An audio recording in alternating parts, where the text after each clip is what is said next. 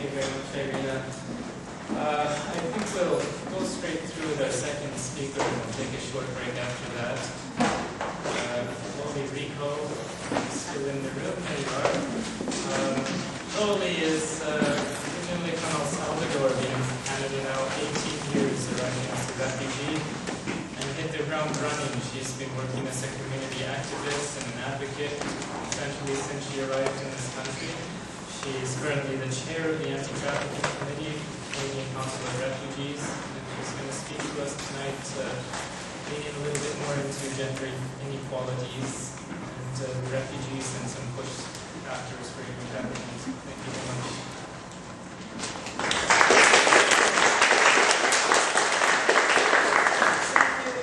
Before I start, I want to tell you what I do on my daily work. I work at the FCJ Refugee Center. We are a refugee house where we receive women with a refugee claimant and women without status.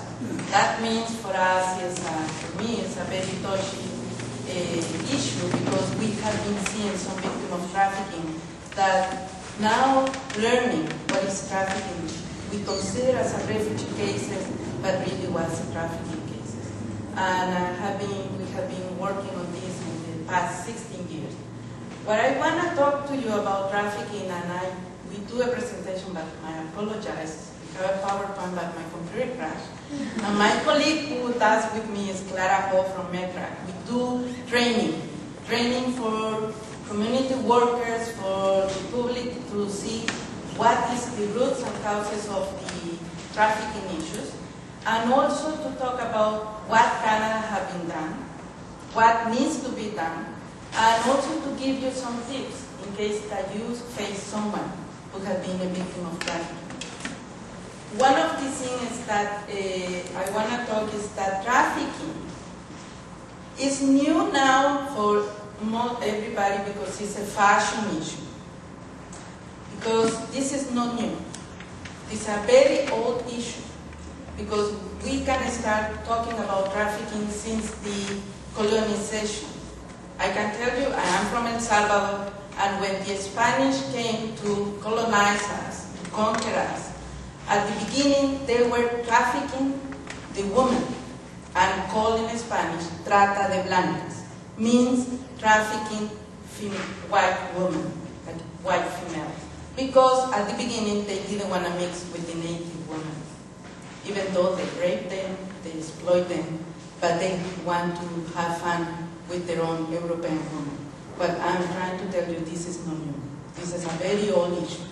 And it's an issue that has the root is not just social-economical issues that George was talking, was really good, your presentation, because give us a framework where we are in the world, but also it's a gender issues.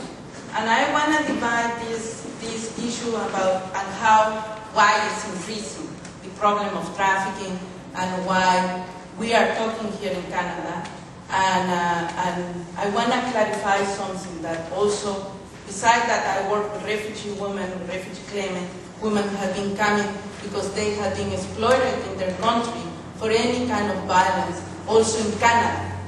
We are not just a destiny country, we are an origin country. And that's something that we need to start saying. Canada produces trafficking. And they produce with the people that they are original from Canada, native people. And we still doing, we still exploiting them. You can see the cases that happen in BC, Edmonton, in Alberta, and they don't call trafficking that they have been doing.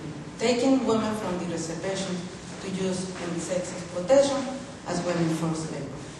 Trafficking, the issue tonight is sex trafficking, but trafficking doesn't mean only related to sex trade. Also it's a forced labor. It's the transporting, exploiting young girls, coming to do domestic workers, doing in the sweatshops, and this is happening everywhere.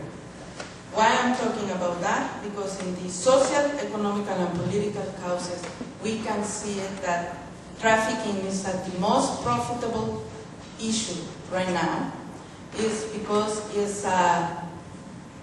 it's feeding by the globalization. Because when, sorry, I have a small voice and I hear my voice.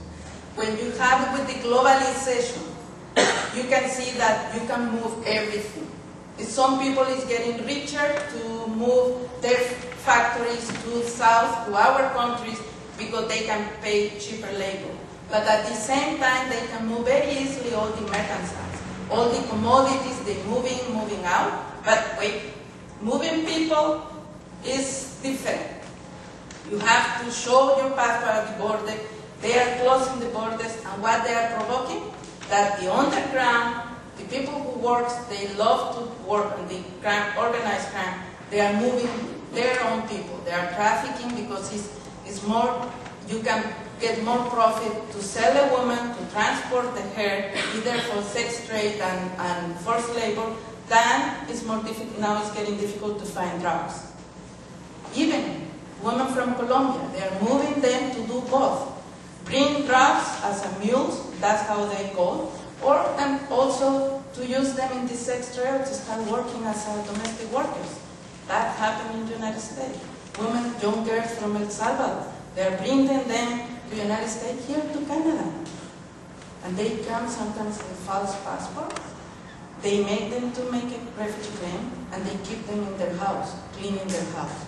That's what we are seeing. And we are seeing here in Canada because I'm a witness of their testimony. And it's painful because we are in a country that we suppose that they are first world.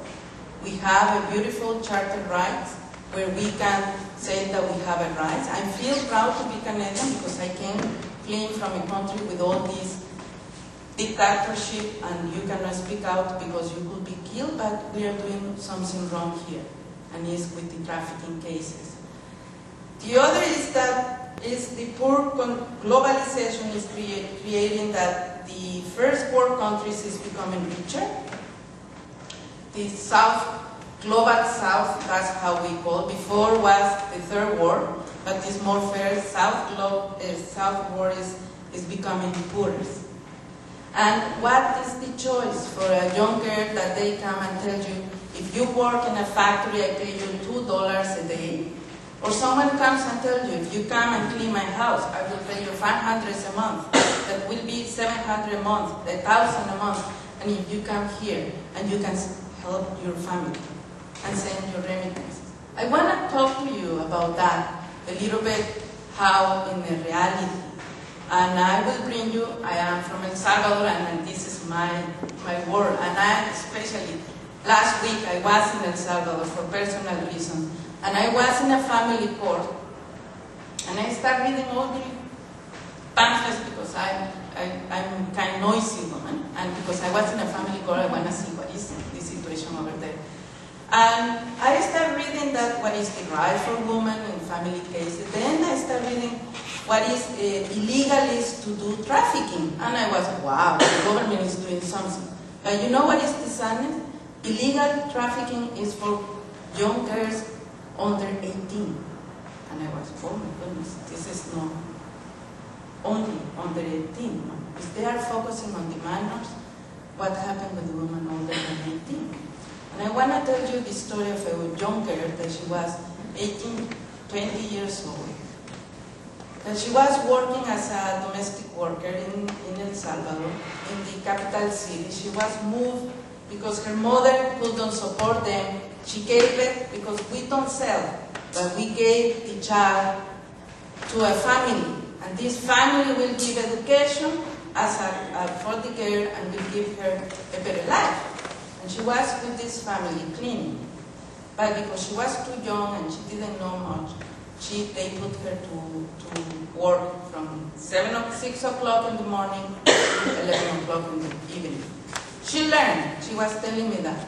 She learned very fast. She was very proud that she learned very fast in a month. The father of that family, he came and said, you know what? I have a daughter that lives in Canada. And she needs someone to help. And because we are paying you $200 per month, which was it's a good salary for a domestic worker in El Salvador. You can get the double of this or more, and you can send more money to your mom. And she said, yes, but how I'm going to get to Canada? I said, don't worry, we will make it to get you to Canada. She came